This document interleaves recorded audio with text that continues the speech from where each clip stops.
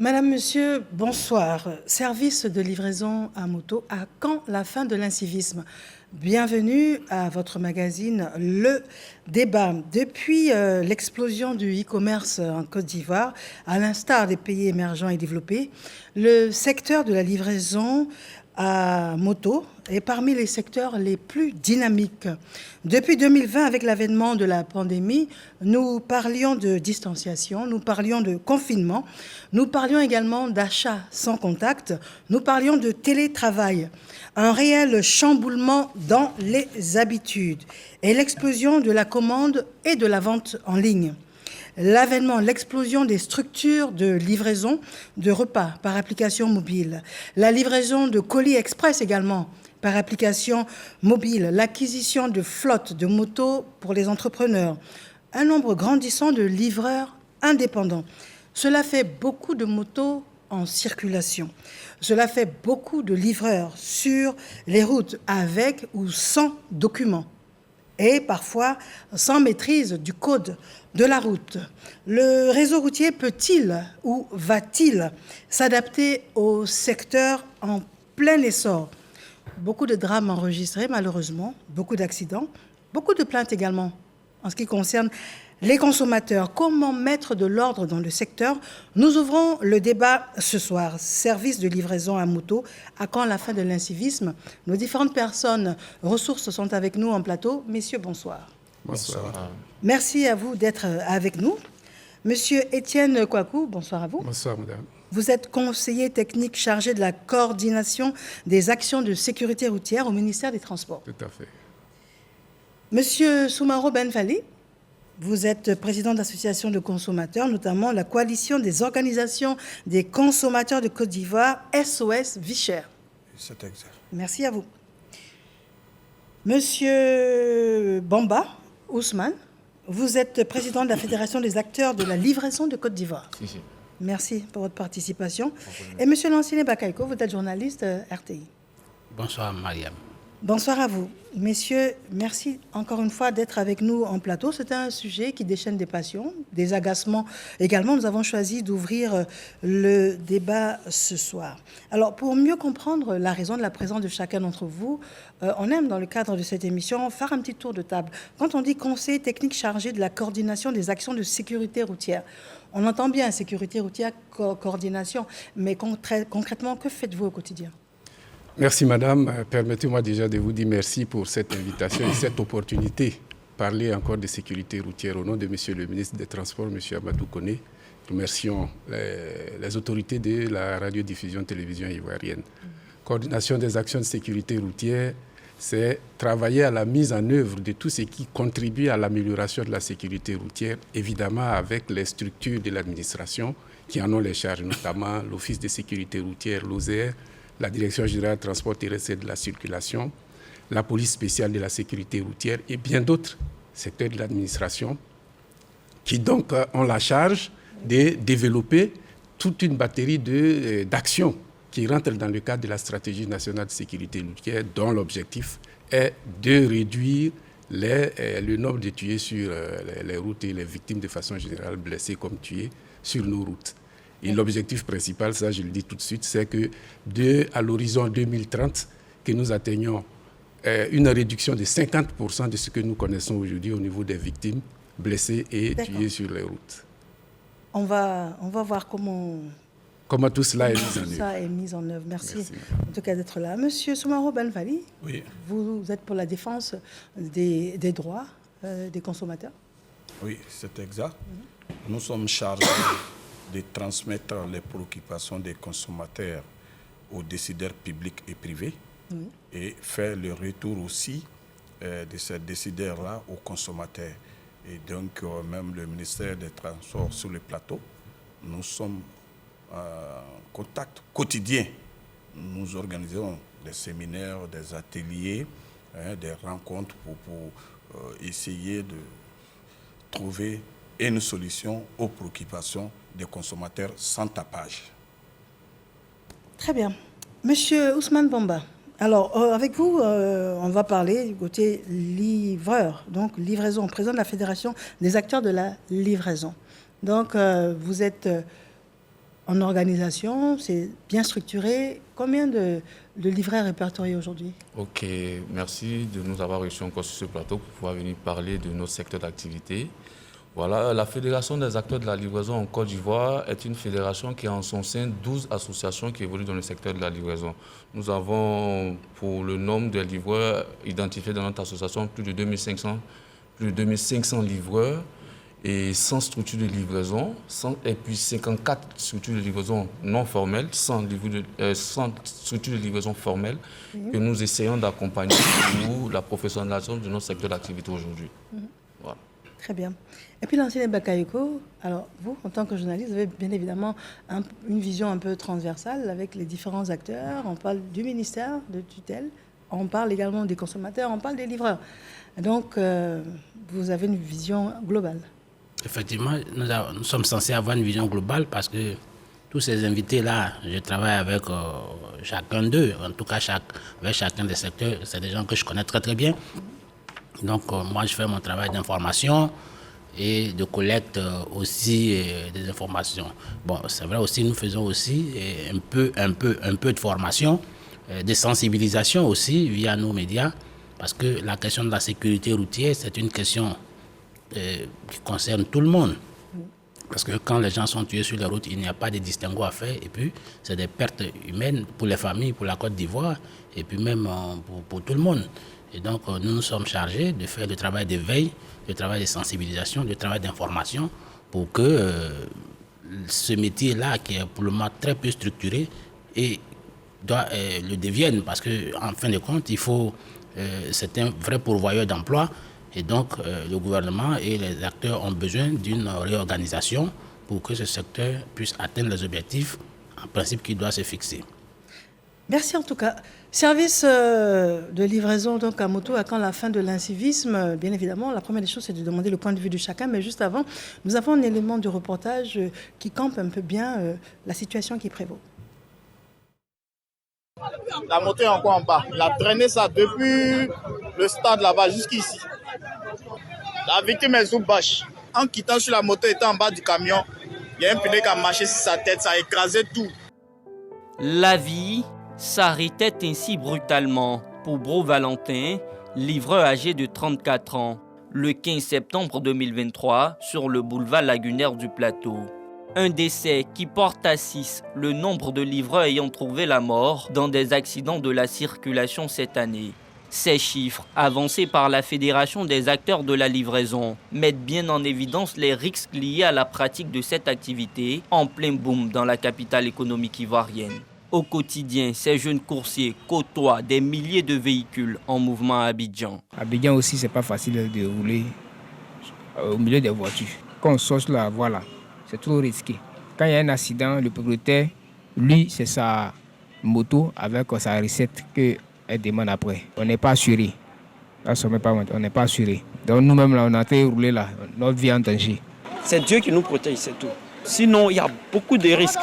Beaucoup de risques, mais visiblement loin de susciter la prudence et freiner l'incivisme chez certains livreurs. On les rencontre sur les grandes artères à vive allure, roulant à contresens. Parfois sans casque de protection, foulant aux pieds le respect du feu tricolore et donnant l'impression de faire une course contre la montre. Souvent, il y a des clients qui veulent les trucs rapidement, dans l'immédiat, quoi. Il faut aller vite, très vite. On a plusieurs communes à livrer. On a moins de temps. L'autre est dans l'autre commune, l'autre est là, il te presse. C'est une question de temps. Du coup, il faut la rapidité. Tu es obligé de faire rapidement pour avoir plus de clients et avoir aussi plus d'argent pour pouvoir gérer ton propriétaire. Outre les manquements au code de la route, bon nombre de livreurs exercent sans permis de conduire, ni assurance, encore moins de vignettes, à l'instar de Moussa et Kader. Je n'ai pas encore de permis parce que je n'ai pas encore les moyens pour financer mon permis. Mais je me débrouille d'abord, si ça va, et je fais mon permis. Avant, quand tu avais une moto comme ça, peut-être on demandait assurance et vignette. Voilà.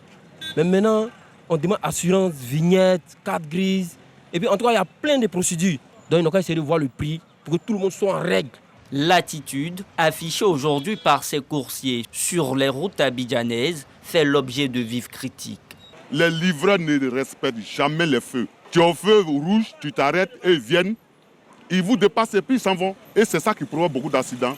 Souvent même, tu es là à rouler, mais ils viennent couper devant toi.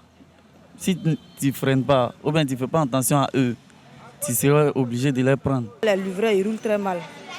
Je ne veux pas gâter le travail de quelqu'un, mais ils roulent très mal. Même avant-hier, il y a un livreur qui a failli me faire renverser. Ils sont indisciplinés, je pense. Ils sont indisciplinés. Tout le monde est en quête d'argent, mais en cherchant l'argent, il faut penser à soi-même et éventuellement aux autres. Ces critiques émises par les usagers sont d'ailleurs soutenues par l'OSER. L'Office de sécurité routière indique avoir enregistré pour l'année 2022 2132 accidents de la circulation au niveau des engins à 2 roues, majoritairement constitués de livreurs. Et ces 2132 accidents ont occasionné 72 tués. Dans ces statistiques, on a constaté que les conflits les plus nombreux sont ceux qui se font entre les véhicules et les 2 roues. Donc c'est l'occasion d'interpeller les automobilistes sur le rôle qu'ils ont à jouer pour pouvoir protéger les 2 roues également, qui sont parmi les usagers vulnérables. Ce que nous voulons dire également aux livreurs, c'est de respecter le code de la route et notamment le feu tricolore, le feu rouge. La Fédération des acteurs de la livraison de Côte d'Ivoire estime à 3000 le nombre de jeunes évoluant dans le secteur. Des statistiques qui montrent l'intérêt autour de cette activité, une activité qui a plus que jamais besoin d'être encadrée afin d'éviter les dérives. En 2022, au total 12 livreurs ont perdu la vie dans des conditions déplorables. De retour en studio, messieurs, je vais vous demander de réagir à cet élément de reportage signé Diomandé. Beaucoup de choses ont été dites. Monsieur Etienne Kouakou, je vous donne la parole en premier. Je voudrais déjà m'incliner devant la mémoire du jeune qui a été tué, on l'a vu là au début du film, là, de façon tragique. Et le monsieur de Lozère, tout à l'heure, dans son intervention, a parlé des usagers vulnérables. C'est-à-dire que les engins à 2 roues, les conducteurs de ces engins sont comptés parmi les usagers vulnérables, avec les piétons, qui se retrouvent donc au milieu des véhicules à 4 roues, qui sont beaucoup plus protégés que eux. Donc, ceux-là doivent faire l'objet d'une attention. Je parle du cas où tous ceux qui se retrouvent dans la circulation doivent y être, c'est-à-dire qu'ils ont le permis de conduire. Je suppose que c'est le cas de celui-là, sinon il ne devrait pas être là. Maintenant, de façon générale, on a vu tous les commentaires qui ont été faits par les uns et les autres, c'est qu'il y a eu une forte incrimination des livreurs. Mais moi, j'étends la chose à l'ensemble des utilisateurs des 2 roues motorisées, dont font partie les livreurs. Les livreurs, ils sont en majorité. En majorité, oui. Bon, dans la ville d'Abidjan, ils sont en majorité, mais je voudrais profiter quand même de cette émission, puisque c'est la chaîne nationale pour savoir, et que c'est vu un peu partout, pour étendre les conseils que nous aurons à donner au cours de cette émission à l'ensemble des usagers des 2 roues. Vous parlez des cyclistes, parce qu'on les voit de moins en moins. Oui, motorisés, je l'ai bien dit. Tous ceux qui conduisent les motocyclettes, les cyclomoteurs, les vélomoteurs, tout ce qui est engin motorisé à 2 roues, ils ont le même comportement pour la plupart que les livreurs que nous connaissons ici à Abidjan. Malheureusement, pour les livreurs, c'est aggravé, et l'un des livreurs l'a dit dans son intervention, par la course à la recette. Et les on va intérêts. Tout à l'heure situer les raisons, mais là on va rester d'abord sur les. Donc je crois que le film plante bien le décor. Qu'est-ce qu'il faut faire? Ils ont énuméré les déficits qu'ils ont en ce qui concerne donc les documents de transport et même la formation de façon générale et le respect du code de la route. Donc c'est des sujets que nous aurons à développer. Et donner des Tout à fait. Alors nous vous annonçons que le QR code est disponible. Il va s'afficher d'un moment à l'autre au bas de l'écran et vous pourrez interagir et poser des questions à nos différents intervenants sur le plateau tout au long donc, de cette émission. Monsieur Ben Falik, quel est votre sentiment après cet élément de reportage? Un sentiment de tristesse. Ce que nous constatons aujourd'hui par rapport au comportement de ces livreurs sur les engins de 2 roues. Quelqu'un l'a dit tout à l'heure dans l'élément. Je vous assure que ces livreurs-là ne se reconnaissent pas dans les feux rouges. Les feux rouges, ils ne se reconnaissent pas dedans. Et ils essayent de passer entre les plusieurs véhicules, parfois même endommager des véhicules et venir demander pardon. Parce que en Côte d'Ivoire, on essaie de tolérer des petits secteurs, mais en fin de compte, ça nous dépasse et ça devient un problème national. Si dès le début, on avait été rigoureux et on avait mis les garde-fous, je pense que ce que nous sommes en train de vivre aujourd'hui, ça allait être moins. Même ce soir, en venant à cette émission, j'ai vu encore, non loin du pont Alassane Ouattara, un livret couché en bas d'un véhicule. Mais pourquoi toujours c'est... Quand tu es tout fouillé à Lozère, c'est vrai, il y a beaucoup d'accidents, mais très peu entre les véhicules, mais plus c'est les motos qui... Moi, en tout cas, dans la journée d'aujourd'hui, je vous assure que j'ai vu 3 accidents, véhicules et motos. D'accord. En deuxième partie d'émission, on va chercher à comprendre pourquoi donc ce désordre. D'accord, c'est bien entendu. Alors, Monsieur Bamba, alors forcément, votre point de vue va être différent. Non, pas différent forcément, parce que je rejoins ce que monsieur a dit tout à l'heure. C'est vrai que notre secteur d'activité aujourd'hui est vraiment sali par tous ces accidents aujourd'hui. Donc nous, à notre niveau, nous essayons plus ou moins de pouvoir sensibiliser ces livreurs-là pour que aujourd'hui l'insécurité routière aujourd'hui soit l'affaire de tous aujourd'hui. Pour qu'aujourd'hui ces livreurs-là soient professionnels aujourd'hui. Pour qu'aujourd'hui ces livreurs-là soient sensibilisés sur le code de la route. Dieu merci, aujourd'hui, nous avons eu une rencontre avec le ministère. Non, on va y arriver. Ok, d'accord. Donc, il n'y a pas de souci. Ok. D'accord. Donc, vous admettez que cet incivisme-là est justifié? Elle est grandissante dans nos secteurs d'activité aujourd'hui parce qu'aujourd'hui, nous n'arrivons pas vraiment à contrôler toutes les entrées qui se font aujourd'hui dans notre secteur aujourd'hui parce qu'aujourd'hui, j'ai ma moto, je deviens livreur automatiquement. Donc, c'est ce qui est un peu dangereux aujourd'hui. Ces personnes qui rentrent... Donc, ça veut dire que vous nous parliez de à peu près 3000 livreurs? Oui, 2500 à 3000 livreurs aujourd'hui. 3000 livreurs. Oui. Donc, ça veut dire que tous les jours, ça augmente et ils ne viennent pas forcément auprès... Non, les 2500, les 3000 livreurs sont des livreurs qui ont été identifiés par les membres de notre fédération au niveau des différentes associations qui évoluent dans la fédération. Maintenant, ceux qui y rentrent, nous, on n'a pas encore les identifiants de ces personnes-là, mais qu'on est en train de mettre en œuvre pour pouvoir avoir ces identifiants de ces personnes-là, pour pouvoir les centraliser dans une base de données aujourd'hui. Pour qu'aujourd'hui, tous ces acteurs-là soient identifiés au niveau des différents ministères de tutelle. D'accord. Voilà. Monsieur Achille Bakayoko, quel est votre regard? Bon, voilà, le réquisitoire qui a été fait ici est musclé contre les livreurs. Bon, eux-mêmes, ils plaident coupables. Donc, il faut dire que c'est un secteur qui est complètement désorganisé, déstructuré, on va dire. Parce que ce qu'il faut dire, il y a 3 types de livreurs en réalité. Il y a des livreurs indépendants, il y a des livreurs salariés, c'est-à-dire qui travaillent pour les sociétés, les industriels, etc., qui sont les livreurs. Et puis il y a des livreurs à la course, qui travaillent pour les metteurs en... je veux dire... les sociétés de mise en relation. Donc il y a 3 types. Alors, M. Bamba a parlé uniquement des indépendants, n'est-ce pas, qui font autour de 2500. Mais il faut dire qu'il y a d'autres types. C'est vrai que dans l'élément sonore qui est passé tout à l'heure, ils ont parlé de courses à l'argent. C'est vrai, les indépendants et peut-être ceux qui sont à la ligne font les courses sont effectivement dans la course à l'argent, mais et ceux qui sont déjà salariés. Ça veut dire que c'est une question de mœurs, en réalité. Parce que même ceux qui travaillent pour les entreprises bien structurés ne sont pas en reste. Donc je pense qu'il y a un vrai travail, je ne vais pas dire psychologique, mais un vrai travail d'éducation ordinaire, morale même, qui doit s'opérer dans ce secteur. Parce que voyez-vous, cet incivisme-là, parfois est suivi par propos parfois impudiques, lancés vis-à-vis des autres usagers de la route. Et M. Soumaro l'a dit, le feu n'existe pas chez ces gens.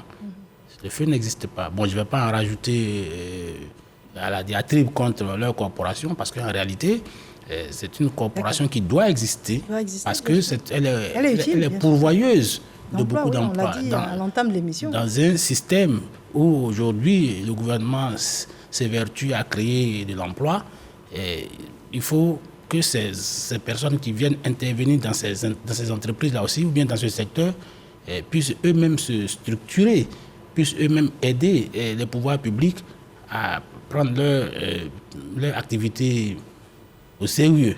Pour le moment, ce n'est pas le cas.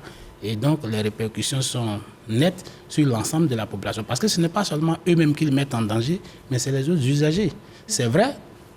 Voyez-vous, les motos sont impliquées dans quasiment 70% des accidents de la route. Cette année, par exemple, il y a eu près de 12 000 accidents, je pense, sous le contrôle du conseiller, et à peu près 1051 décès pour cette année 2022. Et les motos sont impliquées dans à peu près 70% des cas d'accidents. C'est vrai que les véhicules personnels, avec 53%, sont effectivement concernés aussi par les accidents, mais les motos sont les plus en vue dans cette affaire.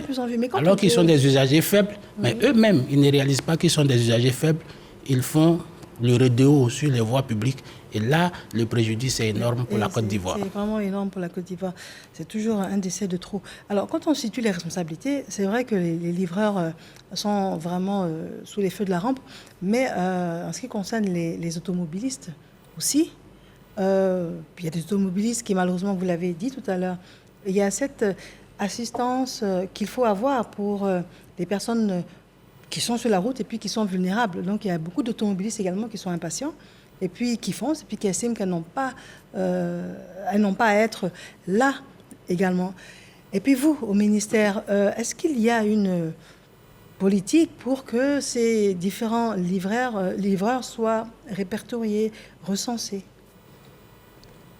J'ai dit tantôt qu'il fallait voir au-delà des livreurs les utilisateurs des deux roues motorisées de façon générale, parce que c'est eux tous qui sont le problème. C'est vrai que les livreurs sont les plus voyants, mais derrière eux, il y a les utilisateurs de l'ensemble des deux roues. Et je voudrais donc préciser, par rapport donc aux statistiques qu'a donné M. Lancinet, qu'effectivement pour 2023, premier semestre 2023, en ce qui concerne les deux roues, la situation n'est pas encore reluisante. On a beaucoup d'efforts à faire. Il se retrouve à près de 31% des tués. Et dans certaines zones où les deux roues sont beaucoup utilisées, ça va jusqu'à 67% des tués. Ça, c'est le chiffre des losers que nous avons. Donc, il y a un travail de sensibilisation à faire. Mais nous disons, il y a d'abord que celui qui doit emprunter la route, qui doit se mettre au guidon d'une motocyclette, doit avoir son permis de conduire. Peut-être que tout à l'heure, quand on va arriver dans les solutions, on va les aborder dans plus de détails. Il doit avoir son permis de conduire. Et l'engin qu'il utilise doit être immatriculé. Et cet engin est soumis à un certain nombre de suivis dans le contrôle technique automobile. Donc, il y a tout un arsenal réglementaire qui est en place pour que, au niveau donc du véhicule, qu'il y ait cette sûreté, au niveau du conducteur, qu'il y ait le minimum de connaissance des règles de circulation. Voilà. Maintenant, est-ce que cela est fait? C'est pourquoi je pense qu'avec ce que nous vivons, on ne peut pas rester les bras croisés. C'est vrai que c'est un secteur qui fournit beaucoup d'emplois et que donc dans la situation actuelle, c'est bien pour les jeunes. Mais il ne faudrait pas que ce soit en même temps leur cimetière. Il faut garantir leur vie. Et c'est pourquoi il est bien que nous continuions notre sensibilisation comme nous le faisons, mais qu'à côté, il y ait un peu plus de rigueur pour que les nouveaux entrants ne viennent pas pour dire je vais y entrer avant de chercher à avoir mon permis de conduire, mais que je cherche d'abord mon permis de conduire avant d'y aller. Et là, c'est un appel que nous lançons aux fédérations des livreurs pour que tous ceux qui viennent s'inscrire auprès d'eux, pour être sur leur plateforme, qu'ils vérifient qu'ils sont d'abord détenteurs du permis de conduire. C'est le minimum. Il a bien dit également. La formation qui se fait après n'est pas une formation initiale à l'obtention. Il a dit aussi que beaucoup d'entre eux, malheureusement, ne viennent pas jusqu'à eux pour s'identifier. Ils rentrent de manière spontanée dans le secteur d'activité. Donc peut-être que le contrôle devrait s'effectuer au niveau du ministère des Transports. Voilà, c'est pourquoi j'ai dit tantôt que la classification livreur et autres conducteurs des deux roues risque de nous faire biaiser un peu les échanges. Alors, en prenant tous les deux roues, tous les conducteurs des mais deux je vous roues. rappelle le thème de l'émission. Nous parlons Tout à fait, mais je veux dire qu'ils sont déjà dedans. L'incivisme des livreurs. Comme les normal livreurs. qu'on puisse spécifier quand même. Voilà, non, de toute façon, on va y arriver. Comme les livreurs font partie de ceux-là, on va les traiter de façon globale en mettant un accent sur le comportement des livreurs que nous constatons et qui a été dénoncé dans le film.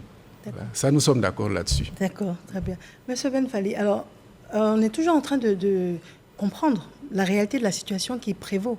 Il n'y a pas que l'incivisme sur les routes que l'on reproche aux livreurs. Il y a beaucoup de plaintes de consommateurs.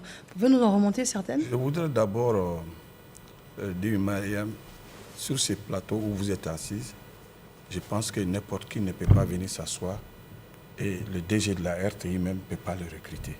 Pour être recruté à la RTI, il y a des critères. Alors, on ne peut pas venir à un métier sous prétexte que les temps sont durs. Il y a des garde-fous, il y a des règles qui sont là. Avant de venir dans un métier, dans un secteur, on se renseigne d'abord quels sont les critères pour être dans ce secteur. Mais si vous ne l'avez pas fait, donc, force revient à la loi, parce que la sensibilisation, je pense que c'est terminé. On a assez sensibilisé. Moi, je pense que à partir de maintenant, la police spéciale de la sécurité routière doit avoir tolérance zéro vis-à-vis. Monsieur Ben Fally, on va y revenir dans les propositions de solutions. Je pense que des propositions énergiques vont être proposées, qui sont peut-être d'ailleurs déjà en cours. Mais les consommateurs, qu'est-ce que les consommateurs... Ce que nous reprochons aux livreurs, d'abord, l'éducation. Ils ne sont pas courtois, et tous. Oui. On ne peut pas jeter quand même ça sur l'ensemble des livreurs. La majorité, ils ne sont pas courtois vis-à-vis des consommateurs que nous sommes. Oui. Et deuxièmement, il y a la sécurité des produits que nous commandons. Si je vous dis que les aliments livrés, parfois des livreurs ont faim, ou vous se servez d'abord avant de vous livrer à la maison. Ce sont des plaintes enregistrées, c'est-à-dire le plat arrive altéré. Et c'est pour cela, tout ça là doit nous amener à réglementer ce secteur. Parce que ce qu'on m'apporte comme nourriture que je dois manger doit être sécurisé. Et cela même au-delà de la quantité qui est diminuée, mais remettre en cause même, c'est-à-dire que la sécurité physique même du consommateur que je suis. Le livreur qui connaît chez moi, qui a constaté des choses, peut mettre des produits dans ma nourriture. Dès que je vais manger, je vais me mettre à dormir. Oui. Et il y a des livreurs qui, non seulement le consommateur est victime, même ceux qui leur donnent marchandises sont victimes, parce qu'il y en a qui fuient avec le colis, oui. Ou bien avec la recette. Oui. C'est-à-dire que quand il fuit avec le colis, donc le consommateur que je suis, je n'ai pas reçu, et celui qui l'a mandaté a perdu son argent. Et s'il m'a déjà livré qu'il est parti avec la recette, donc son patron, celui qui l'a envoyé, a perdu. Mais tout ça là, le fait que le secteur n'est pas organisé, n'est pas encadré, qui nous amène à avoir tous ces désagréments dans le secteur. D'accord. Nous allons permettre au téléspectateur Fatou du Congo. Elle nous dit, est-ce que les jeunes sont sensibilisés à la sécurité routière à l'école? Ce serait une bonne chose pour la prévention. Elle nous propose déjà des solutions. LK en Côte d'Ivoire, sur quelle base recrutez-vous ces livreurs? Et puis, M. Koné en Côte d'Ivoire ici, le phénomène de livraison à moto fait partie intégrante de l'activité économique des PME aujourd'hui. Serait-il pas mieux que l'État prévoie des passages réservés sur nos routes, à l'instar des autres grandes villes du monde, afin d'éviter moins d'accidents? Voici ce qu'il propose. Mais à ce stade, déjà, j'aimerais vous poser la question suivante. Vous parliez de formation. Vous parlez de formation et de sensibilisation. Qu'est-ce que, à ce jour, a été fait? C'est quel genre de formation? Qui y a accès? Et comment ça se déroule concrètement, ces sensibilisations et ces formations? Alors, il faut voir deux niveaux de formation. La formation initiale, qui donc envoie à l'obtention du permis de conduire. Ça, c'est le départ. Ensuite, quand vous êtes dans l'activité, pour une question de recyclage et de remise à niveau, il y a des renforcements des capacités. Nous faisons la formation pour les conducteurs qui sont déjà sur le terrain pour l'obtention du certificat d'aptitude de conducteur routier, qui est donc un document professionnel. Et il y a aussi de la sensibilisation. La sensibilisation porte sur tout ce que nous constatons de déviants dans le comportement des conducteurs, les amener donc à respecter la réglementation, les amener à éviter les comportements à risque. Les comportements à risque, c'est les excès de vitesse, la conduite en état d'ivresse, le téléphone en situation de conduite. Voilà des situations ou des comportements. Mais est-ce que vous formez les automobilistes ou bien les personnes qui ont des engins à 2 roues, est-ce que vous les sensibilisez après qu'ils aient obtenu le permis? Parce que ce dont vous parlez, quand on pense à l'automobiliste, on se dit qu'il a peut-être besoin d'un recyclage. La sensibilisation que nous faisons est ouverte à tout le monde. C'est pourquoi tout à l'heure, j'ai dit que nous voyons l'ensemble des usagers. Et ces derniers temps, comme j'ai parlé tout à l'heure, des actions que nous menons dans le centre donc, de la stratégie nationale, dans le cadre des semaines de sécurité routière que nous organisons chaque mois, nous avons mis l'accent sur les 2 roues. Pour les 3 dernières semaines que nous avons eu à faire. Aujourd'hui, nous avons pris un thème qui est la cohabitation des usagers sur la route, pour des routes sûres. Donc, vous allez voir que tout à l'heure, quand on va peut-être entrer dans les solutions, que le fait que les usagers à 2 roues et les automobilistes et les piétons soient sur la route, tout cela pour une bonne cohabitation, chacun doit connaître quelle est la partie qu'il doit occuper. Évidemment, pour parler donc des parties réservées aux motocyclistes, comme l'a dit tout à l'heure qui a parlé. C'est dommage qu'aujourd'hui, la plupart de nos routes ne comportent pas des voies réservées aux cyclistes. C'était une erreur de conception. Maintenant, aujourd'hui, nous avons, dans le cadre donc, de la réflexion et de l'audit de sécurité routière, décidé qu'il y ait désormais la prise en compte de ces usagers faibles-là dans le tracé ou dans la conception de la route. Donc, c'est des choses qui vont se corriger au fur et à mesure que nous allons avoir des nouvelles. D'accord, j'ai beaucoup de questions, quelques questions là-dessus, mais on va en parler pour les différentes solutions. Tout à l'heure, avec la tablette, quelqu'un est intervenu en disant sur quelle base est-ce que vous recrutez les livreurs ou vous acceptez leur adhésion au sein de votre plateforme? Ok, au fait, comment nous recrutons les livreurs aujourd'hui? Voilà, il faudrait que nous, à notre niveau, il faudrait que le livreur d'abord ait un permis de conduire, comme l'a dit monsieur, un permis de conduire d'abord. Et après ce permis de conduire-là, nous le suivons pour une formation de mise à niveau par rapport au secteur de la livraison aujourd'hui. Comment le former à être apte, à être présentable, comme l'a dit monsieur Ben Fali, excusez-moi. Voilà, ils ne sont pas présentables. Voilà. Je vais vous dire aussi que nous faisons beaucoup d'efforts à ce niveau-là pour pouvoir vraiment sensibiliser ces personnes-là.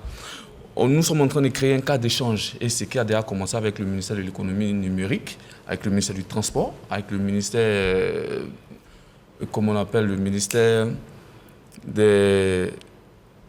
D'accord, avec d'autres ministères? Avec d'autres ministères, le ministère du commerce électronique, avec qui nous avons créé un cadre d'échange pour que nous puissions trouver des solutions idoines pour notre secteur d'activité aujourd'hui. Pour que ce livreur, aujourd'hui le livreur qui vient se faire identifier dans notre fédération, soit reconnu et ait un numéro matricule qui soit reconnu au niveau des différents ministères de tutelle. Donc nous sommes en train de travailler sur ça. Le secteur, il est sain, mais pas complètement sain. Mais nous sommes en train de travailler sur ce volet-là. Le secteur, il est sain, que voulez-vous dire? Bon, comme monsieur a dit, qu'il y a trop de désagréments dans ce secteur-là aujourd'hui. Oui. Je conviens avec lui qu'il avait raison, mais ce n'est pas tous les acteurs qui sont... Ce n'est pas tous les livreurs qui sont... C'est clair, on est vraiment d'accord. Ce n'est pas tous les livreurs, voilà. Donc, c'est comme j'ai dit tout à l'heure, ce sont les nouveaux entrants, les inexpérimentés qui rentrent dans le secteur aujourd'hui, qui créent tout ce désordre aujourd'hui.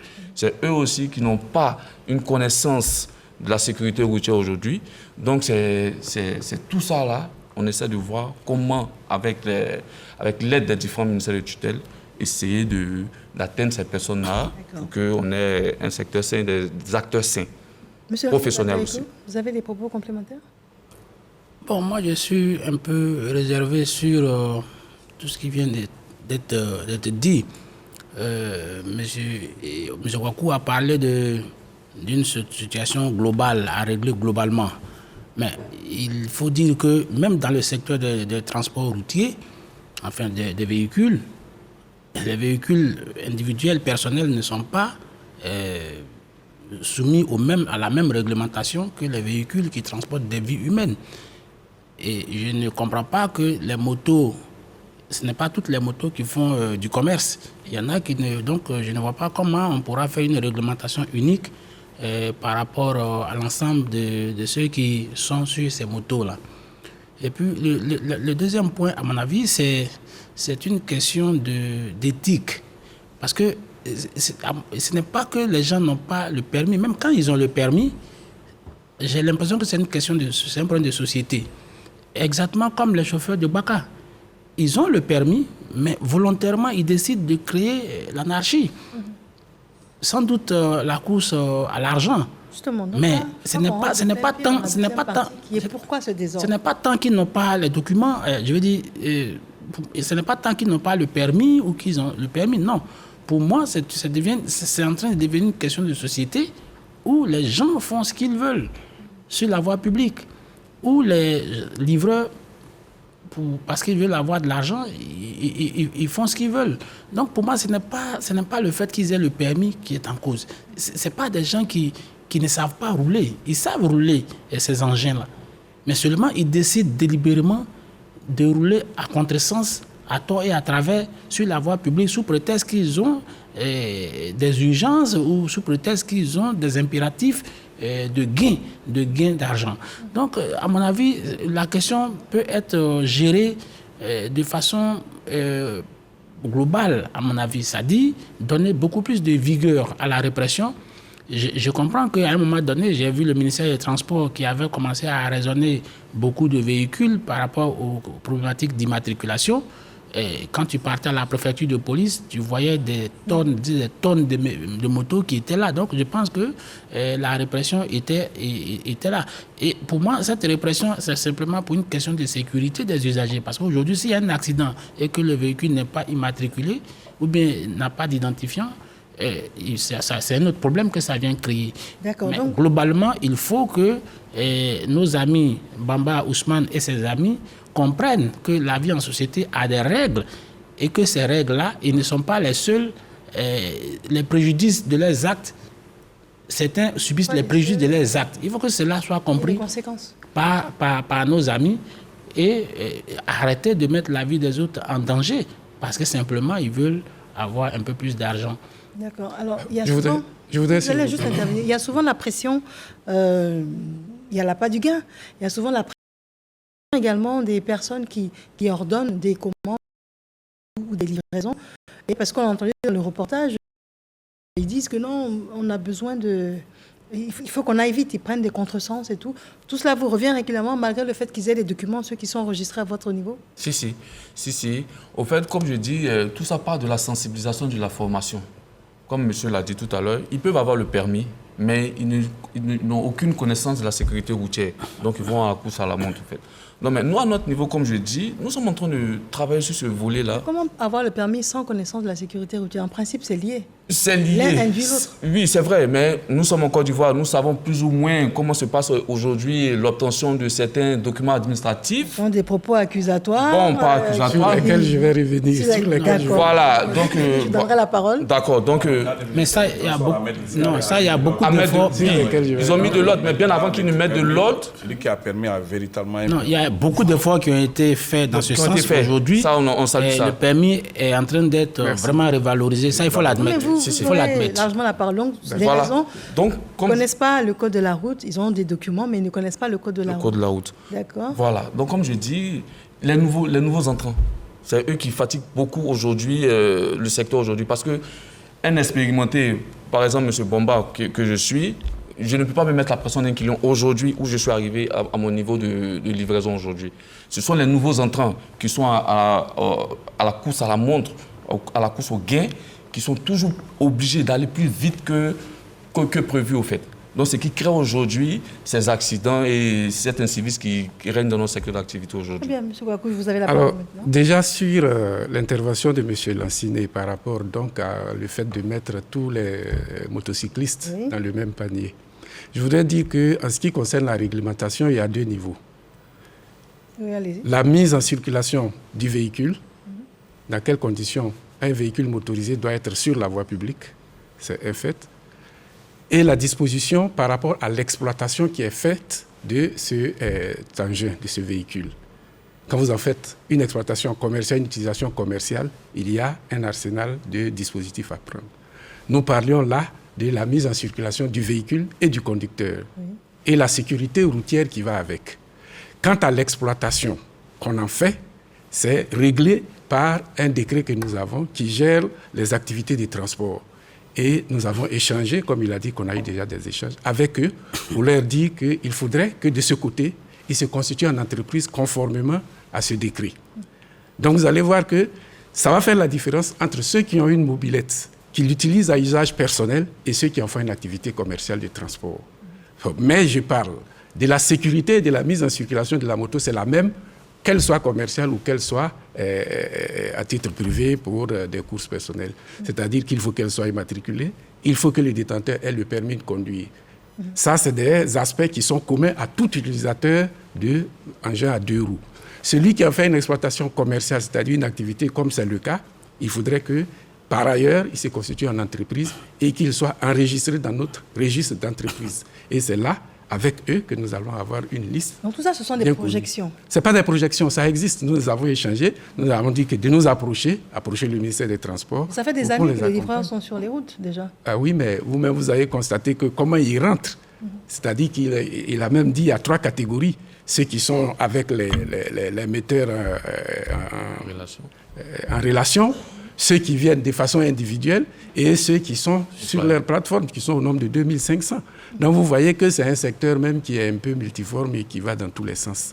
Mais à partir de là, nous allons nous organiser, comme on a dit, on a déjà eu des séances de travail avec eux. Nous allons les intégrer et nous allons les accompagner dans la constitution en entreprise de transport pour qu'à ce niveau-là, ils soient des entreprises formelles.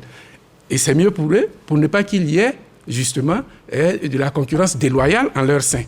Parce que tous ceux qui ne seraient pas organisés de cette manière seraient donc des concurrents déloyaux qu'il faudrait sortir du système. Donc voilà un peu des choses. Donc vous voyez que la sécurité routière globale pour tout le monde, c'est bon.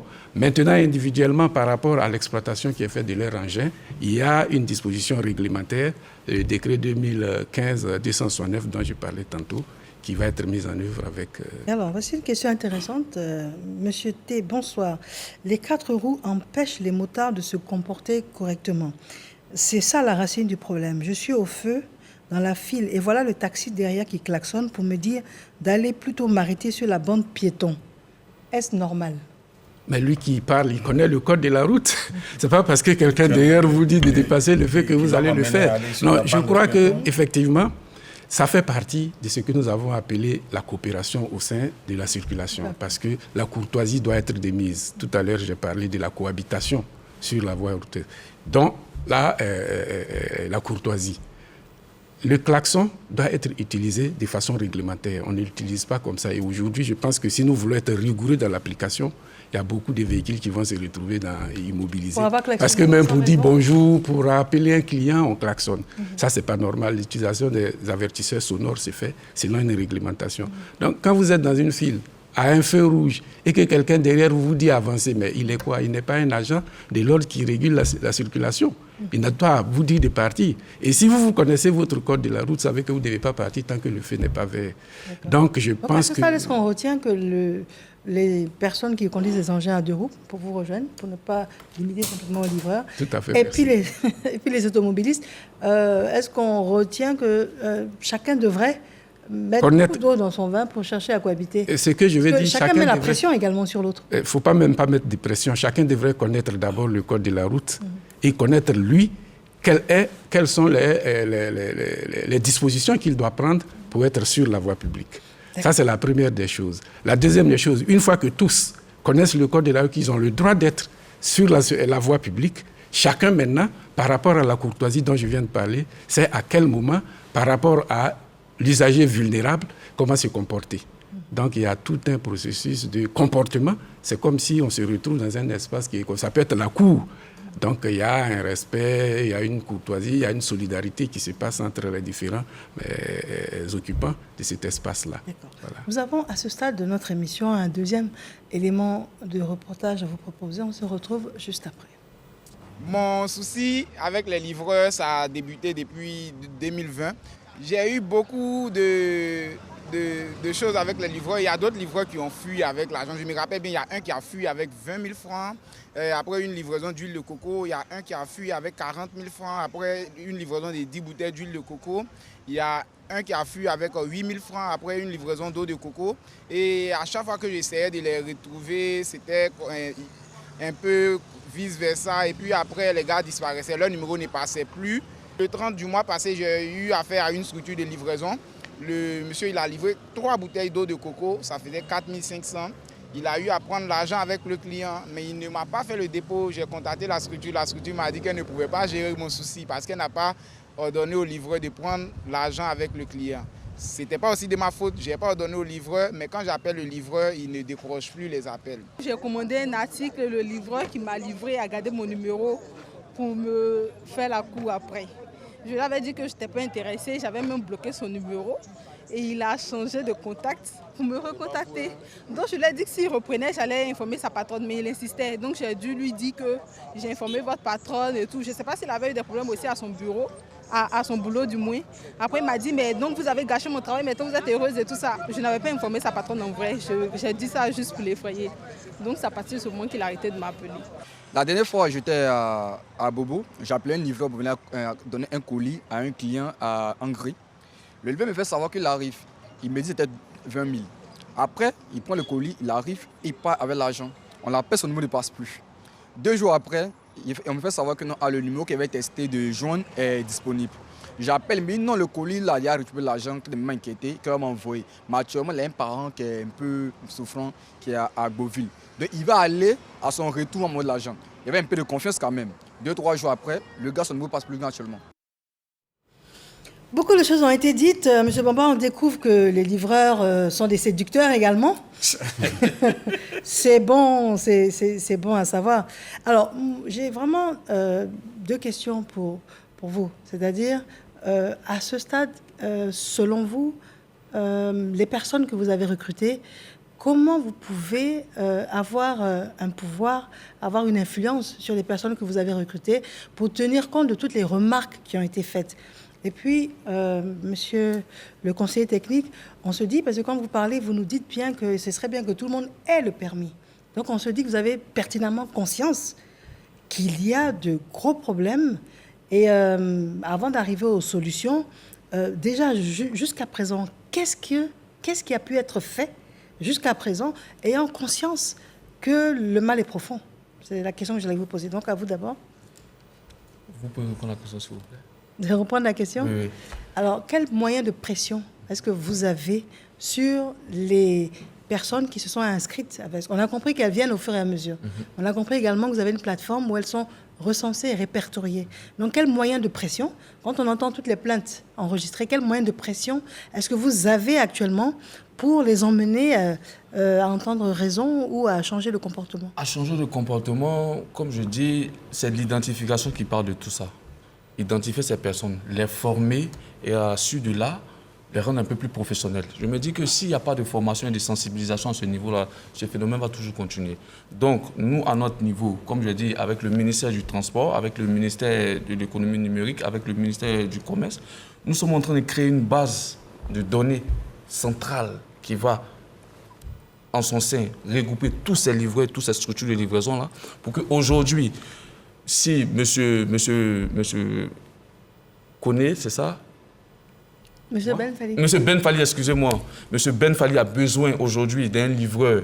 Il sait où aller, sur quelle plateforme sécurisée par les différents ministères pour avoir aujourd'hui un livreur qui ne pourra pas aller se mettre dans ce genre d'action. Mais je veux dire, vous, en tant que président de Oui. la fédération, qu'est-ce que vous faites au quotidien? Parce que là, vous parlez de projection, vous parlez de collaboration avec la structure de tutelle. Mais on veut savoir, jusqu'à aujourd'hui, qu'est-ce que vous avez fait? Quand ces 3000 personnes viennent s'enregistrer auprès de vous, comment est-ce que vous les organisez? Comment est-ce que vous leur parlez? C'est ce dont...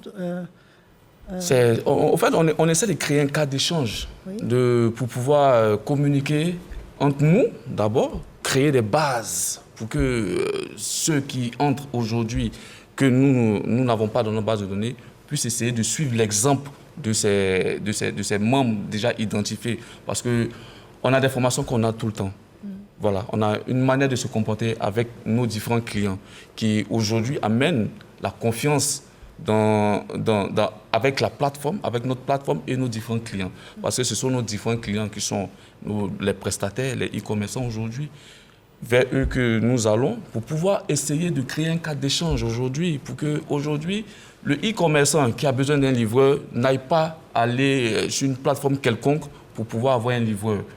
Aujourd'hui, on invite toutes les structures, tous les e-commerçants à intégrer notre fédération pour qu'aujourd'hui, le e-commerçant qui a besoin d'un livreur aujourd'hui aille directement faire signe à notre fédération pour avoir un livreur compétent, professionnel, pour pouvoir mener à bien. Dans votre fédération, les livreurs sont assurés, par exemple? Ils sont assurés. La plupart sont assurés par les différents partenaires qu'on a, mais il y a certains qui ne sont pas encore assurés, qu'on est en train d'assurer pour qu'aujourd'hui, toutes ces personnes-là puissent bénéficier des avantages sociaux aujourd'hui.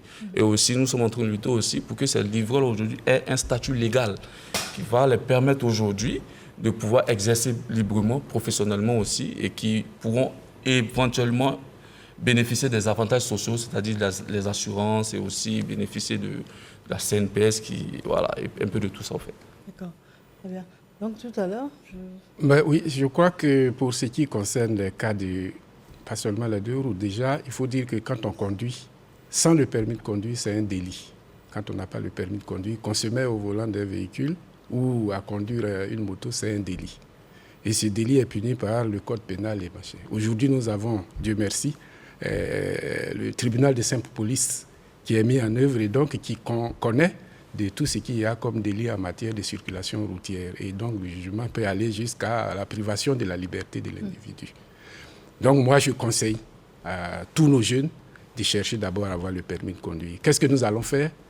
Il n'y a pas deux solutions. C'est le contrôle et les sorties du milieu où ils ne doivent pas être. Parce qu'on a dit, je crois qu'il faut qu'on respecte quand même nos textes. C'est ça qui est l'incivisme. C'est là que ça commence, le non-respect des textes. Donc, quand vous n'avez pas le permis, vous ne devez pas être sur la voie publique en train de conduire un véhicule pour lequel le permis est exigé. Ça va de soi. Mais mieux, lorsque on prend quelqu'un qui conduit un véhicule, s'il n'est pas détenteur du permis de conduire, qu'il commet une infraction, le propriétaire du véhicule lui-même est responsable. Oui. La loi de 63, la loi 527 de 63, stipule bien que lorsque vous avez donné votre véhicule à une tierce, sachant qu'elle ne détient pas le permis de conduire, vous êtes responsable donc des dommages qu'il aura à commettre à l'occasion de la conduite de ce véhicule. Et c'est puni par la loi. Donc c'est d'abord une sensibilisation, mais je dis, comme quelqu'un l'a dit tantôt, on ne va pas rester éternellement dans la sensibilisation alors que les textes prévoient des sanctions. Il faut bien qu'on aille aux sanctions. Et c'est une sanction qui serait méritée pour ceux qui seraient dans ce cas, parce qu'on dit qu'il faut avoir le permis de conduire avant d'y être, mais pas tout. Il y a encore des équipements qu'il faut avoir. Le port du casque. Le port du casque est réglementé dans notre pays depuis 1970, par le décret 70-605, pour dire autant que ça remonte, si nous avions pris l'habitude de le porter, ce serait entré dans nos réflexes. Malheureusement, et là encore, comme on a observé, on en est aujourd'hui à sensibiliser au port du casque, ce qui devrait être un réflexe. Donc, ça aussi, lorsque vous ne l'avez pas, vous êtes sanctionné. L'immobilisation de l'engin et donc la mise en fourrière de l'engin. Mais on a toujours été très tendre, très relax par rapport à ça, mais il faudrait bien, par rapport à tout ce que nous connaissons aujourd'hui, malheureusement, avec les nombreux tués que nous avons, il faudrait que... Bakayoko, tout à l'heure, vous disiez quelque chose d'important, c'est qu'à une époque, on sentait vraiment cette manière de vouloir rentrer dans la répression. Mais vous avez le sentiment que ça a été relâché? Oui, c'est-à-dire que les gens qui sont chargés de faire la répression le font de façon ponctuelle. Et pour moi, ça doit être quelque chose de permanent. Et donc, c'est des campagnes qui lancent, à l'instar des campagnes de sensibilisation que vous initiez via les journées de sensibilisation. Je vous ai vu à Guitry, par exemple, cette année. Donc, je pense que c'est des campagnes qui doivent être permanentes. Parce que l'incivisme dont on parle, finalement, c'est devenu une question de mœurs. Une question de mœurs par rapport à l'incivisme sur les roues, porté en tout cas par nos amis livreurs. Mais je pense qu'on peut régler le problème. Par exemple, certains problèmes peuvent être réglés en amont. Par exemple, le port du casque. Pourquoi ne pas livrer la moto comme un kit? C'est-à-dire, en livrant la moto, nous ne sommes sans doute pas dans les solutions. Dès qu'on arrive aux solutions, vous allez proposer. On n'est pas dans les solutions, mais le kit, le chasuble, tout ça doit être incorporé avec la moto à l'achat. Pour que ça, au moins, ça peut régler un certain nombre de problèmes, notamment en cas d'accident. Mais je dis que les campagnes de répression doivent s'accentuer. On ne va pas, comme l'a dit M. Kouakou, on ne va pas rester éternellement dans la sensibilisation. Parce que moi, je suis convaincu que ce n'est pas par méconnaissance que les gens pratiquent l'incivisme sur la route. Oui. Ils savent pertinemment que ce qu'ils font n'est pas du tout est en conflit avec la réglementation. Mais c'est une question de mœurs qui est complètement vide. Donc, comme on l'a dit, c'est des gens qui veulent forcément, je m'excuse du réquisitoire, ils veulent forcément avoir des choses. Vous avez vu, tous ceux qui ont parlé, ont dit, mais on nous appelle. Bon, moi j'ai discuté avec certains livreurs. Quelqu'un me disait, il m'a raconté une anecdote, franchement, il dit à quelqu'un devait tenir une réunion dans un ministère et qu'il avait besoin il n'était pas venu avec le costume, il devait être reçu par le ministre dans 15 minutes. Et donc le gars lui a dit, il faut aller chercher ma veste dans les 15 minutes qui viennent. Et il a réussi à aller à la Riviera pour revenir et à tenir les délais. C'était un peu invraisemblable, mais c'est pas anecdotique. C'est pas anecdotique, même si ça peut paraître invraisemblable, mais ça montre l'insouciance de ces personnes-là. Parce qu'en le faisant, forcément, ils ont dû piétiner la réglementation quelque part. Mais on a parlé d'usagers faibles. La réflexion doit être un peu globale. Vous voyez, même quand je ne parle pas des grandes voies publiques d'agglomération, mais dans certaines communes, dans la plupart des communes d'Abidjan, même quand il y a un feu, les piétons ne se sentent pas obligés de respecter le feu. Et parfois, le feu est rouge, est vert pour les véhicules, mais les piétons continuent de passer et c'est les... C'est global. Ça veut dire que la réflexion doit être globale. Mais comme aujourd'hui, nous mettons l'emphase sur la question des motos, des livreurs, bien sûr que ceux-là doivent s'amender, comprendre qu'ils mettent non seulement leur propre vie en danger, mais qu'ils viennent être des éléments déstructurants de nos sociétés. Et ça doit s'arrêter. D'accord. Monsieur Ben Fally, tout à l'heure, vous vouliez intervenir. Allez-y. Oui, moi je pense que, madame, ce qui nous fatigue dans notre pays, c'est le fait qu'on veut faire copier-coller de la démocratie et le droit de l'homme. Ça nous fatigue beaucoup. On veut prendre certaines... Je vous assure qu'un seul agent peut réglementer une commune. Comment ça? Merci. Dans les solutions, je vais le dire. Dans les solutions tout à l'heure. D'accord, donc un seul agent? Un seul agent par commune. Par commune, si c'est possible. Il peut on est vraiment tous impatients d'arriver il peut régler le problème. aux solutions. Et c'est possible. D'accord. Voyons voir ce que nous dit on va essayer de voir. Notre public, qu'est-ce qu'il nous dit? Monsieur Luku Kwadjo Urbain, il nous dit, est-ce que les différentes structures qui emploient ces livreurs sont elles-mêmes véritablement structurées? Monsieur Conan, il nous dit, détenir un permis de conduire garantit-il réellement le civisme? Donc, je vous demande... Madame, excusez-moi, je vais tout à l'heure, Ousmane a dit, c'est parce que ce n'est pas un problème d'affiliation, ou bien ce n'est pas un problème d'identification. Parce que, excusez-moi, mais les VTC qui sont arrivés, au départ, on a dit qu'il n'y avait pas de possibilité que les passagers soient mis en difficulté parce qu'ils avaient une traçabilité qui était évidente, qui était nette. Mais en fin de compte, aujourd'hui, ces véhicules VTC sont aujourd'hui les vecteurs d'insécurité aussi bien pour les véhicules que nous avons laissés. Donc ce n'est pas nécessairement que quand il y aura une traçabilité par rapport aux mototaxis, constituer une société qui va régler le problème. Je pense que le problème, c'est une question de mœurs et l'État doit s'affirmer, l'État doit défendre la République vis-à-vis de cet incivisme-là. D'accord. Alors, vous avez posé une question de savoir si le permis suffit-il pour être... effectivement, ça ne suffit pas parce que malheureusement, il y a des détenteurs de permis, des vieux permis même, qui sont malheureusement indisciplinés sur la voie publique. Donc, ça ne suffit pas. En plus de cela, il faut une bonne dose d'éducation personnelle. Hein? On a coutume de dire, c'est un adage chez nous, on dit bien se conduire pour bien conduire. C'est-à-dire que notre comportement en nous-mêmes va rejaillir sur notre conduite sur la voie publique. Donc, bien se conduire pour bien conduire, c'est quelque chose que nous voulons de tous les conducteurs, tous ceux qui sont présents sur la voie publique. Donc, le permis ne suffit pas si on n'a pas en tête le respect de la réglementation. Le permis dit, vous êtes censé connaître toute la réglementation pour pouvoir être sur la voie publique. C'est une présomption. Maintenant, vous devez le prouver quand vous êtes sur la voie publique par le respect, effectivement, de cette réglementation. Or, tel n'est pas le cas tout le temps, même pour des gens qui ont un permis de conduire. Pour ceux qui n'en ont pas, c'est parce qu'ils ne connaissent pas du tout. Même s'ils ont eu à lire certains documents qu'ils le connaissent, rien ne prouve qu'ils doivent être là. C'est pourquoi ceux-là, on leur dit, vous ne devez même pas, il faut aller d'abord chercher le permis. Une fois qu'on l'a, il y a tout un comportement personnel qui accompagne cela pour le respect de la réglementation qui fait partie donc du civisme de façon générale. D'accord. Nous allons aborder la troisième partie de cette émission, mais juste avant, on aimerait savoir, c'est un peu après la Covid qu'il y a eu les prémices donc, de cette explosion dans le domaine de la livraison, des déplacements de ce genre. On se demande pourquoi est-ce qu'à ce moment-là, les structures de tutelle n'ont pas sévi avant que le problème prenne cette ampleur-là. Parce qu'on se dit, est-ce que c'est logique que des automobilistes soient sur la même route que des personnes à deux roues pour la sécurité des uns et des autres? Pourquoi avoir laissé les choses s'installer de la sorte? Non, ce n'est pas du laxisme. Je vais même remonter plus loin parce que nous avons connu beaucoup de crises qui ont entraîné beaucoup de choses au niveau du comportement même de l'ensemble des citoyens. Et au niveau aussi de l'apparition de certains modes de déplacement. Donc, il y a eu une grande entrée d'engins à deux roues qui étaient incontrôlés et tout cela, et donc conduits par des personnes qui n'avaient pas les documents qu'il fallait. La Covid est venue, effectivement, ils ont été utiles en ce qui concerne les livreurs pour donc aller chercher et venir donner.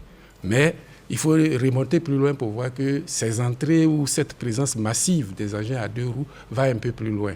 Mais ce n'est pas le problème.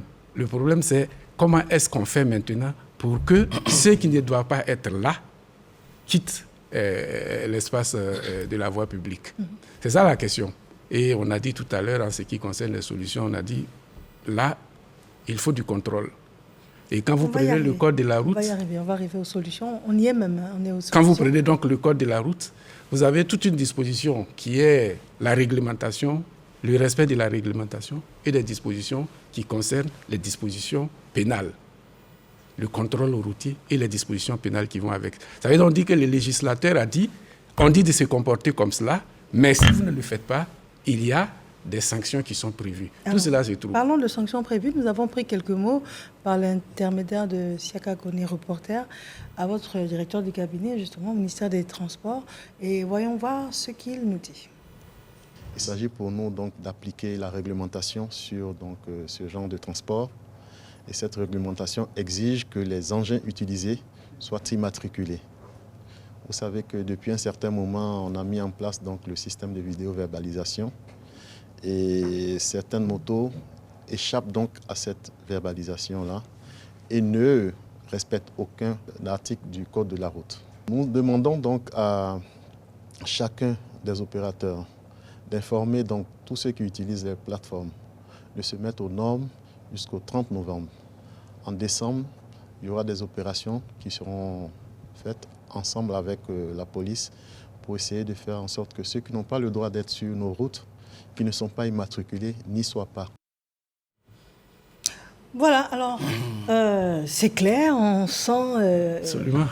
On sent une... Et je me réjouis. Oui, vous vous réjouissez. Absolument, oui. D'accord, je vais juste préciser que nous sommes en direct sur Facebook, sur RTI1, RTI2, et les personnes sont impatientes de vous écouter pour savoir quelles sont les solutions proposées. Déjà, vous vous réjouissez. De la fermeté est annoncée apparemment. Oui, le respect de la réglementation. En fait, ce n'est pas une fermeté qui est venue juste pour contrarier quelqu'un, mais c'est le respect de la réglementation. Au moins qu'on le fasse, parce que j'ai entendu beaucoup d'on a dit « qu'est-ce que vous faisiez, qu'est-ce que vous faisiez ?» C'est vrai qu'il y a eu peut-être du laxisme dans l'observation de ces textes, mais aujourd'hui, il faut quand même aller à l'essentiel. Et l'essentiel, c'est de faire en sorte qu'on ne déplore pas des pertes en vies humaines du fait de la méconnaissance du code de la route par certains usagers ou du fait du mauvais comportement de ces usagers-là, qui met en danger leur vie et la vie des autres usagers qui sont sur la voie avec eux. Donc, fermeté, oui, respect de la réglementation. Nous y sommes sans vraiment que cela nous prenne des allures de règlement de compte. C'est pourquoi nous faisons en même temps de la sensibilisation. Si vous ne devez pas y être, et M. le directeur du cabinet a bien fait de dire à partir du 30, c'est pour donner l'occasion à ceux qui peuvent se mettre en règle maintenant de le faire sans qu'il y ait interruption dans leur activité, puisque, je sais, les gens vont dire c'est de ça je vis, c'est de ça je... Alors, mettez-vous en règle. Mais à partir de la date est-ce que c'est pas trop cher également pour eux de se mettre en règle? Parce qu'on parle de documents, on parle d'argent également, parce que tout à l'heure, M. Lansine Bakako disait, en solution, beaucoup plus haut, il disait que ce serait bien qu'il y ait un kit. Donc ça veut dire que dès l'instant où le livreur a pu acquérir peut-être sa moto, si en même temps il n'a pas fait tout ce qu'il fallait pour les documents, pour le kit, pour le casque et tout, est-ce qu'après, ce n'est pas difficile pour lui de trouver de l'argent, surtout qu'il est pris par le temps? Je ne suis pas d'accord avec vous, Maria. D'accord, vous allez intervenir. Vous avez payé des études. Non, vous allez intervenir. M. Belfaye, vous allez intervenir. Je lui pose la question. Après, vous allez nous expliquer votre mécontentement. D'accord. Il l'a dit un peu de façon frontale, mais en fait, pour dire que... Excusez-moi, madame. Je vous en prie. Pour quelqu'un qui a la possibilité de s'offrir une moto qui peut coûter 600 000, 500 000, un casque de 15 000 francs, je crois que, en plus, c'est pour sa vie.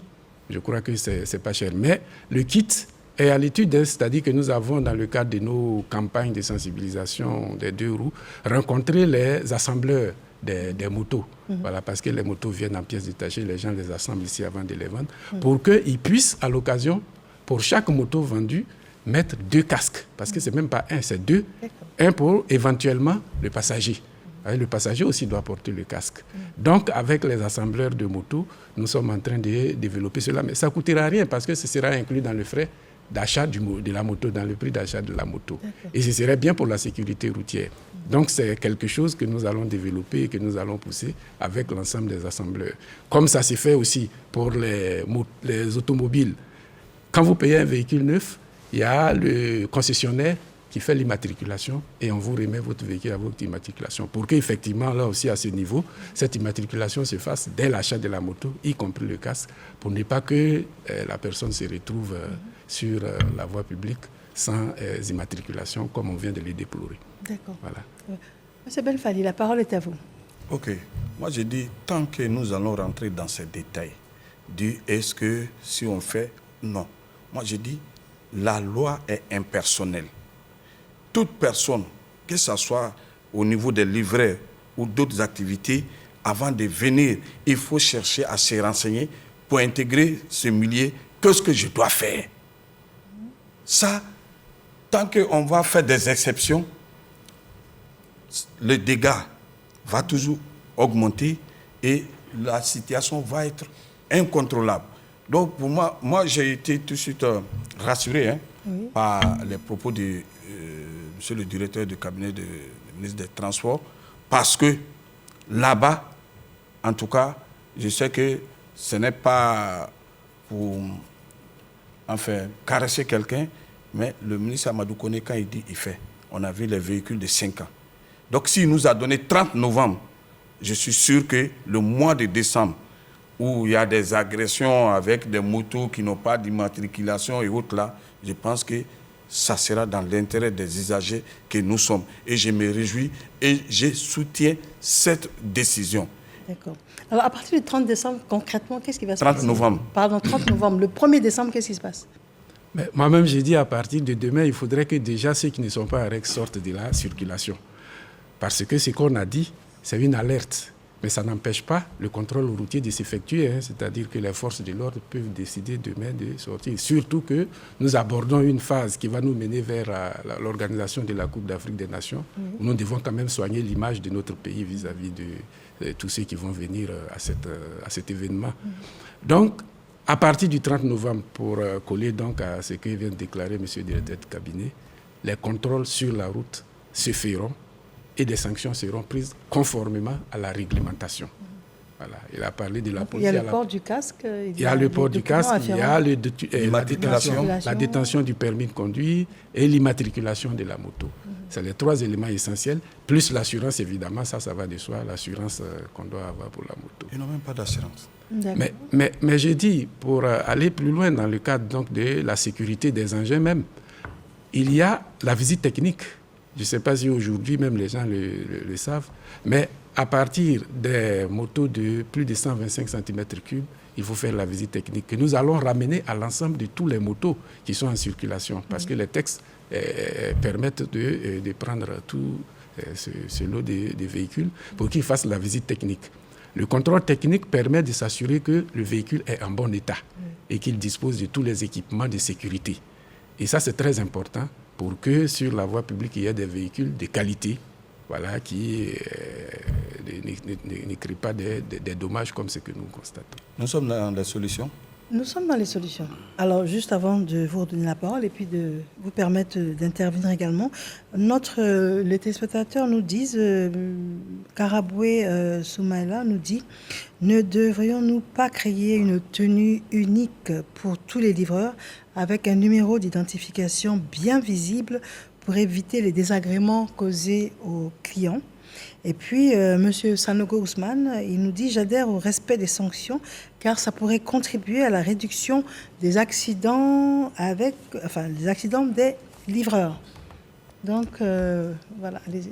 Bon, comme solution, sur ce plateau, la Côte d'Ivoire a une structure qu'on appelle la Poste de Côte d'Ivoire, qui a été dépoussiérée, lavée, nettoyée.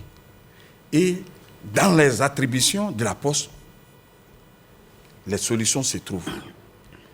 Tous ces livreurs sur l'ensemble du territoire national doivent être des structures qui vont prendre un agrément auprès de la Poste, la sous-traitance. Donc, tous ceux et celles qui ne s'adressent pas à la Poste pour avoir leur agrément doivent être purement et simplement retirés de la circulation. Si vous lisez les décrets de la Poste qui a institué la sous-traitance entre la Poste et ces structures-là, je vous assure que ça englobe tout. Je dis bien ça englobe tout. Mais malheureusement, on prend souvent des décrets, les arrêtés interministériels peuvent prendre 3 ans, 4 ans avant d'être signés, et quand c'est signé, la mise en œuvre pose problème. Et si vraiment on veut que ce problème trouve une solution, il faut qu'on révèle la Poste, on donne à la Poste ce qu'on lui a confié et qu'on lui laisse vraiment la liberté totale de réagir sur le terrain. Puisqu'il y a des structures de répression, la police, la sécurité routière peut travailler avec la Poste. Mais tant que ce décret de la Poste est dans les tiroirs, nous allons continuer à connaître des problèmes avec les livreurs, avec tous ces intermédiaires. Donc il faut vraiment, et ce que nous-mêmes librement nous avons signé, il faut le mettre en application, point barré. Très bien. Alors, en ce qui concerne les solutions, je pense que vous en avez également. Oui, j'ai des solutions, mais je voulais enchérir sur ce que M. Ben a dit tout à l'heure. Par rapport aux agréments à la Poste, voilà.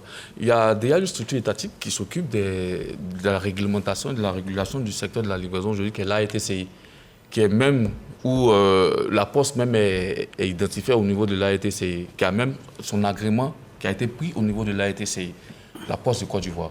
Donc c'est pour dire qu'aujourd'hui, nous aussi, à notre niveau, on essaie d'avoir ces agréments-là pour pouvoir exercer aujourd'hui en tant que structure légalement constituée. On a eu des séances de travail avec la RTCI. Vous avez eu des agréments? Non, nous avons eu des séances de travail. Ils n'ont pas qualité de vous délivrer un agrément. Bon, nous sommes en train de discuter. Voilà. Non, d'abord, c'est des bases. On va élargir les échanges et pas entre vous deux simplement, allez-y. Voilà, actuellement, nous sommes en train de créer des bases avec l'AETCI, au niveau du ministère aussi, pour créer des bases aujourd'hui, pour qu'aujourd'hui, le livreur, la structure de livraison qui veut s'engager dans le secteur de la livraison soit identifiée, avoir un numéro de matricule aussi, que ce soit le livreur indépendant, que ce soit le livreur qui travaille dans une structure de livraison, que ce soit la structure de livraison qui emploie un livreur aujourd'hui, sera obligé aujourd'hui d'avoir un agrément pour pouvoir travailler. Mais comment faire pour avoir l'agrément? Il faut d'abord poser ces bases-là, savoir ce qu'il y a, d'abord savoir ce qu'il y a dans le secteur, les problèmes qu'il y a. C'est vrai, l'État fait des décrets, c'est normal. Mais est-ce que l'État sait ce qui se passe réellement dans le secteur de la livraison aujourd'hui? Non, il y a les réalités qui sont là. Donc ce sont ces réalités-là que nous on remonte au niveau de l'État pour que l'État, à son niveau-là, trouve des solutions. Et vous avez eu des séances à ce sujet? Oui, on a eu des séances de travail avec le ministère, même hier avec le ministère des Transports. La semaine prochaine, nous avons une rencontre une séance de travail avec le ministère du Commerce électronique sur ce sujet-là. Qu'est-ce qui va changer avec le ministère des Transports au sorti de votre séance de hier, par exemple? Ce qui a changé, c'est ce que monsieur a dit tout à l'heure, l'agrément pour pouvoir travailler, pour pouvoir exercer dans le métier aujourd'hui. Donc, nous allons nous conformer à cette règle-là, parce que nous voulons être dans les normes. Donc, nous allons nous conformer à ces règles-là, mais d'abord aller vers le ministère pour qu'ensemble, nous puissions trouver des solutions. Il ne s'agit pas d'avoir des agréments, mais des solutions après l'agrément. Comment se comporter et ce qu'il faut faire pour pouvoir avoir ces agréments. Donc, nous allons aller vers eux encore une fois de plus pour pouvoir avoir une séance de travail un peu plus élargie pour pouvoir trouver des solutions adéquates pour notre secteur d'activité aujourd'hui. Nous avons un élément de reportage, enfin un micro-trottoir, mais juste avant, M. Bakakou, vous vouliez intervenir? Oui, moi j'ai quand même quelque chose à soulever. Le directeur de cabinet a fait un très beau discours. C'est un magistrat, j'ai confiance en lui, il va faire de la répression. Mais mon enthousiasme est un peu douché parce que le ministère des Transports nous a habitués à ce que moi j'appelle souvent la tolérance administrative. Parce que voyez-vous, il y a des véhicules qui roulent aujourd'hui qui n'ont pas qualité. Ce qu'on appelle les Woro intercommunaux n'existent pas. Légalement, ils ne doivent pas exister. Mais vous avez dit que vous allez faire, en tout cas je parle du ministère auquel appartient M. Kouakou, vous avez dit que vous allez faire de la répression pour retirer ceux-là de la circulation. Mais ils sont encore là. C'est vrai qu'ils sont d'utilité publique, sans doute, mais en tout cas d'un point de vue légal, ils ne doivent pas exister. Mais ils sont là. C'est ce que j'appelle la tolérance administrative. Donc vous êtes coutumier un peu de la tolérance administrative. Ça fait que moi, je n'ai pas totalement confiance en ce que ces véhicules que vous appelez, ces motos que vous appelez non réglementés vont être retirés de la circulation. Donc ça, je suis touché. Je voudrais quand même faire aussi un peu de précision quand même. Tu as parlé de la poste qui doit se charger, auquel l'agrément doit être confirmé. Non. Ça dit que si vous le dites, ça veut dire que vous remettez en cause l'ensemble des dispositifs légaux qui gouvernent un peu ce secteur-là. Parce que c'est les colis qui se trouvent dans les gares routières, c'est cet agrément-là qui doit être délivré par la poste parce que le transfert de colis est du ressort de la poste. Mais les services que nos amis font... C'est des colis qui transportent aussi. S'il te plaît, moi je parle de la dispositif réglementaire. Ce n'est pas de la spéculation, c'est du dispositif réglementaire. C'est parce que la profession est considérée comme le prolongement du e-commerce. Oui, c'est du... Voyez-vous, ça dit que c'est le e-commerce qui est prolongé. Or, le e-commerce est régulé par l'autorité de régulation des télécommunications. Donc, cette livraison-là, pour le moment, en tout cas dans le dispositif réglementaire légal qui est en vigueur, que moi je peux contester, mais pour le moment, là, c'est ce dispositif qui existe. Donc, c'est un prolongement de ce commerce électronique-là qu'on appelle la livraison telle que vous le pratiquez. Donc, je vais dire, peut-être qu'il faut réformer l'ensemble de l'environnement, de l'écosystème même de la livraison. Pour l'heure, je pense que chacun est dans son rôle. Maintenant, vous parlez d'agrément. Moi, je le répète, ce n'est pas nécessairement un problème d'agrément, c'est un problème d'incivisme. C'est-à-dire que même quand les gens ont l'agrément, ça veut dire qu'ils sont vêtus du sceau de la légalité. Pour exercer. De la légalité. Mais ce que nous voyons sur la route, mais c'est une question de comportement, c'est une question de mœurs. C'est-à-dire que les chauffeurs de Baka, ils ont... Quelle est la solution alors? Pour moi, il a parlé de formation. Pour moi, la solution, ce n'est pas... La formation, oui, elle doit être continue.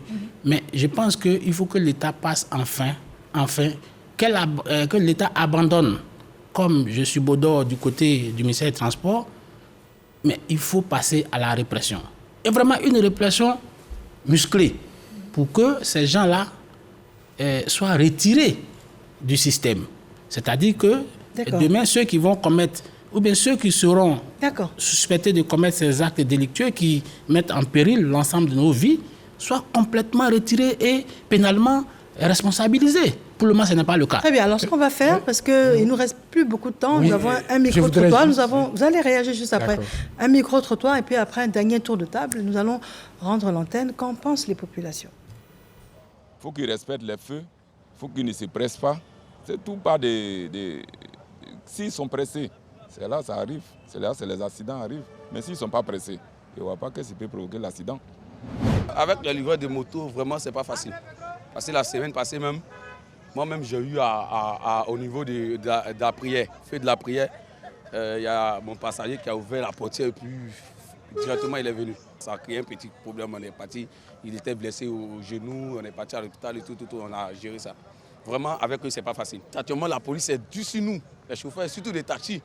Voilà, l'État n'a qu'à vraiment, une partie de la police sur eux aussi, vraiment. Ils n'ont pas de permis. Il faut qu'aussi la police existe, le port des casques, même souvent nous sommes là, ils sont là comme ça, ils n'ont pas de casque. Quand tu leur dis non, monsieur, vous avez accroché le casque, mettez le casque. Il dit c'est pas ton problème, c'est pas ta vie. Il faut que l'État donne vraiment des conseils à la police pour que la police soit sincèrement dure là-dessus. La solution que je propose à cela, c'est qu'on forme les gens qui travaillent dans les sociétés. C'est faute de formation qu'on assiste à ces genre de trucs, ces genres d'accidents.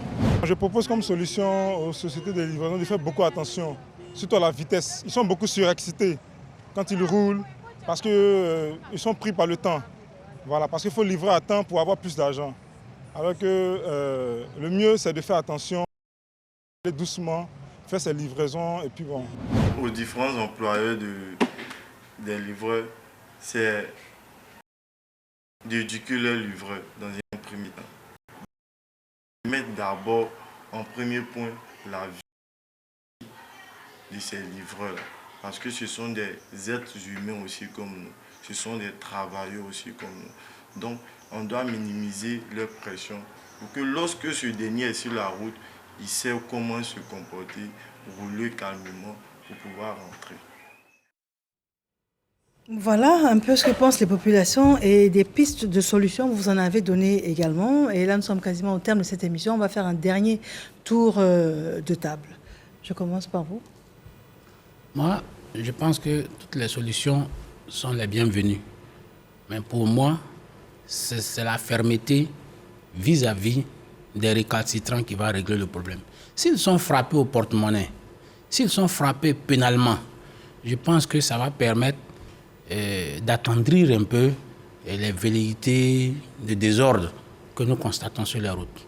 Sinon, les questions de formation, les questions d'agrément, les questions de sensibilisation, pour moi, ces questions-là ont vécu. Il faut passer à l'action. Et le gouvernement est là pour passer à l'action. Parfait. À vous? Ok, donc moi je profite de l'occasion pour inviter tous mes soldats, c'est-à-dire les membres des différentes fédérations, des associations qui sont représentées dans notre activité, de se faire identifier, voilà, pour qu'ensemble nous puissions créer un vrai cadre d'échange pour pouvoir vraiment professionnaliser notre secteur d'activité aujourd'hui et pour que ces acteurs-là soient aujourd'hui professionnels aujourd'hui. Et comme solution, comme on l'a toujours dit depuis la dernière fois, nous prions pour que le gouvernement pense à avoir des routes cyclables pour nos motocyclistes, pour que nous aussi nous puissions circuler, pour éviter aussi le nombre grandissant des accidents aujourd'hui. Parce que comme l'a dit monsieur le représentant du ministre, nous sommes tous confrontés sur une même route. On ne sait plus ou moins pas qui fait quoi ici. Donc, essayer de créer, avec les routes qui sont en train de se construire aujourd'hui, créer des routes cyclables pour les motocyclistes pour qu'aujourd'hui, ces personnes-là puissent travailler librement et éviter beaucoup d'accidents aujourd'hui. D'accord, très bien. Alors, juste avant de vous permettre de conclure, Rufin, ça va être la dernière intervention que nous allons prendre. Il cherche à contribuer en disant qu'il faut aussi penser à accélérer le processus d'acquisition de la plaque d'immatriculation. J'attends une autre est venue. Plaque d'immatriculation depuis 4 mois. Il attend ça. Vous attendez pendant longtemps les plaques d'immatriculation? Oui, souvent. C'est vraiment très durable. C'est vraiment souvent très D'accord, durable. c'est bon à savoir. Voilà, c'est C'était bon. la dernière contribution. On a d'autres, malheureusement, qui tombent et là, on ne pourra plus les lire à l'antenne. Monsieur Ben Fally, je demande de conclure. Quels sont vos derniers propos? Je pense que 30 secondes. j'ai rejoint M. Brayo Lassina qui a parlé de la fermeté parce que, comme je le disais, que aujourd'hui, dans chaque commune, un agent peut régler le problème. Ça peut faire rire aux gens, et pourtant c'est de la réalité.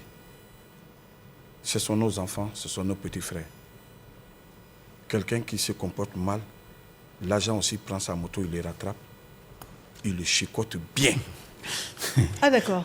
Il le chicote bien, je vous Vous voulez assure. qu'ils s'en prennent à lui physiquement? Voilà, il le chicote bien. Mais aujourd'hui, on veut prendre le modèle des droits de l'homme de l'autre côté, la démocratie, pour venir. Vous n'avez pas peur des abus?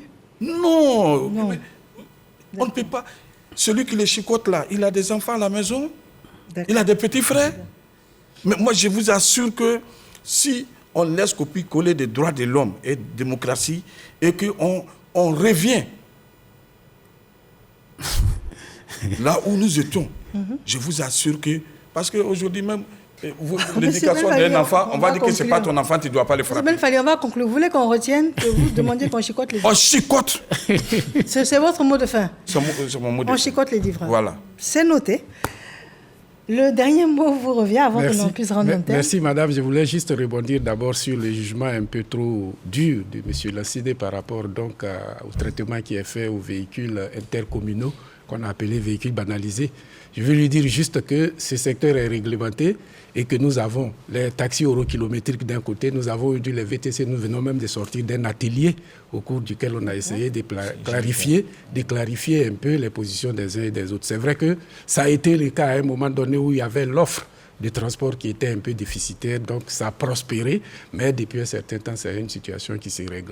Je voulais en même temps profiter pour dire concernant les plaques pour lesquelles il y a des retards, c'était un dysfonctionnement que nous avions constaté, mais depuis un certain temps, depuis qu'il y a eu un changement au niveau du guichet unique automobile, les choses vont beaucoup plus vite, mais on attend d'atteindre une vitesse encore beaucoup plus grande. On est passé de 20 plaques qu'on éditait par jour à 200, je crois que c'est déjà multiplié c'est un par grand 10, pas. et ça va augmenter. Donc ce sera bien, très bientôt un passé que nous allons oublier. Maintenant, pour terminer, je crois Il va vous rester 10 secondes. 10 secondes juste pour demander à tous ceux qui empruntent nos voies de se conformer à la réglementation, surtout au respect du code de la route. Pour ceux qui n'ont pas le permis de conduire, de l'acquérir. Pour ceux qui ont les véhicules non immatriculés, de se faire immatriculer. Et pour les conducteurs de 2 roues, comme nous en sommes avec les livreurs, de porter le casque quand ils sont en situation de conduite de leurs engins. Messieurs, merci à vous d'être venus sur ce plateau pour tous ces éclaircissements. Et puis pour notre thème, service de livraison à moto, à quand la fin de l'incivisme? Madame, monsieur, mille merci de nous avoir suivis et bonsoir.